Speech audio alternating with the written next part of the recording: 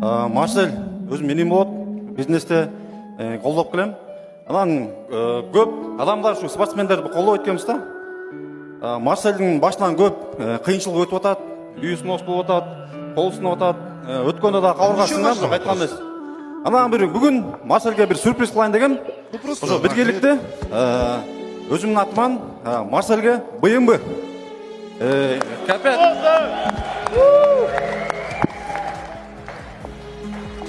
Марсель, сен ешқашан сынба, ақ елет, бірақ сынбайды дегендей. Не деп айтмақпын еме? Мен дағы вызов таштайым, бірақ спортсмендерге емес, Қырғызстандағы Марсельдің көрермандарына. Мына Марсельдің үйі сынош болып кеткен. Келі біргелікте чоғылтып ұшу, Марсельге бір үй алып берелі. Өзін айтсам, тақыр болмайды аттай бұл. Өзі намыскөй бала.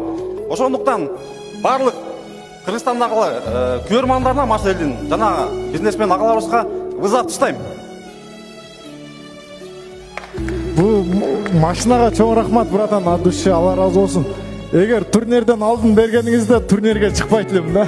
Чисто ақша іштеш үшін, азыр өзімде жақшы настрой жоқ, чисто ақша үшін шығып арекет қылдым.